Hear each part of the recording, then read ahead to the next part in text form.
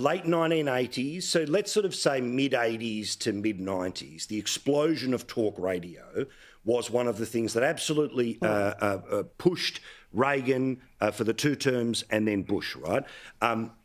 The world of social media, we certainly know, you can point as much as people want to say a Rogan, Kirk and plenty of others, but principally Kirk, was punching out video after video after video, day after day after day, week after week, month after month after month. And in many ways, most people's first exposure to him would be that he went into the belly of the beast, which is a university, a college, normally a lefty place, and to look people in the eye and, be a smart-ass about it sometimes, but get into the face and argue the basic logical lack thereof. And yes, turn it into a bit of a performance. But I've got to say, it sort of sent a message back through the culture that I'm not going to say that conservatism was the new punk, but the sacred cows had become the left, not the pearl clutches of the sort of people who were worried about Bart Simpson saying, eat your shorts on television. Yeah, and I think anyone, regardless of where you sit on the political spectrum, we've all felt like that, where you get shouted down by someone and you don't feel like you have an opportunity to be heard, and you feel like if you do put that perspective forward, you're going to be punished more than the person shouting you down and not letting you speak.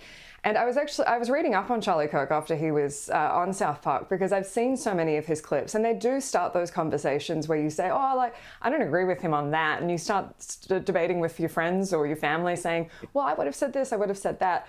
But apparently he did a tour in the UK and it was a lot less successful because the students there are better at debating and they do more of that and they have that more contested school of ideas. And apparently in the US it was really just shooting fish in a barrel, and he was always accused of heavily editing. I don't think anyone in the media is going to start accuse anyone of editing, because we all do it, but that's how you get the information out. That's how you get those viral clicks. And really what he did was just ask questions, interrogate people's ideas, and if they hadn't done it themselves, they weren't in a very good position to mount their case. Now, I want to talk about, who knows where this goes, all right? The reality is that America has been through many moments, and you have reported on those many moments where those of us in Australia, with the distance of Australia and the history of Australia, say, but surely this is the moment that. My perspective from this far away is, no, it isn't. It never is. It is also not the sign of a freshly or deeply divided country. They had a civil war. There was contested elections in 1960. 2000, of course, came down to the Supreme Court. It is not new that the joint is split, but whether it's split down the middle or side to side or gendered or race, well, then that's where things start to get more complicated. And I want to talk about some of the reaction that has happened on the right, where I have heard people like Steve Bannon say that Charlie Kirk, who was a colleague of his, they worked on the same sort of internet station, basically, back-to-back shows, says that he is a casualty of war. Now, that's a pretty full-on thing to say about how do you respond to a casualty of war. To others, like Greg Gutfeld on Fox, who said that, people have been woken the F up. To what, I don't know. My suggestion is that but no one will listen, of course, is that you need to use the moment to prove that you are better than the people who did this, not to exact revenge for it, because then it's a cycle that never ends. And we have seen many conflicts and many wars where it's your justification for doing something worse is because they did this to me first. Oh, absolutely. And I think there will be people out there that want retribution for this. And I think whoever did do this deserves every bit of punishment that is available under the law. And I know the Utah governor was suggesting the death penalty. I don't think many people are going to shed a tear if that comes to pass. What I think really need to focus on is the fact that Charlie Kirk, at the end of the day, he believed in freedom of speech, and that's exactly why he did everything.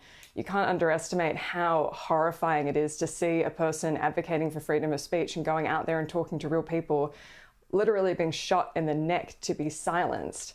But I think that has to be the response here, to not be silenced. And that's where the risk is, that people stop speaking out, they stop going out in public.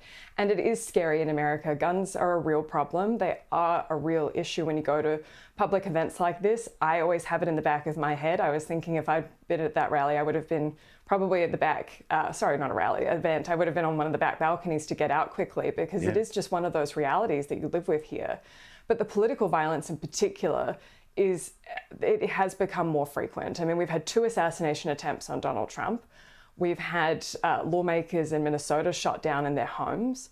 And you can blame social media. It's certainly fuel on the fire. There's always been this kind of divisiveness in America, but there is just kind of this growing sense of frustration that people aren't feeling heard. And that's exactly what Charlie Kirk was trying to do. So I think that has to be the response to this, is to just keep talking and keep defending freedom of speech. Absolutely. We'll practice that in a moment's time. Last one here. To the people who are watching us, who may be from Western Australia, like your good self, or from all over the rest of the country, who might go, hang on, Sky News, why do they keep talking about this one bloke? Why have they spoken about him all day? Why have people become emotional? What would you say to those who know it's a big deal, but what would you say to them about why it is such an emotional thing for those who get it, for those who see it, and for those who understand the impact of this bloke? I would say it's such a violent end to such a noble cause, to be just promoting freedom of speech, that he was a lightning rod for young people. Revolutions tend to start with young people, and he was such a central figure in that. As you said at the very beginning, he was extremely influential among the MAGA movement. He didn't let up in his support of it in that time, and the Trump administration's kept very careful note of everyone who dropped off the radar and wanted to come back once he was on the up. And he has had personal friendships with so many people at the top. He had a direct line to Trump, he had a direct line to Vance, he had a direct line to all the Trump children, all the big anchors at Fox, all the big commentators. He was a galvanizing force over the years.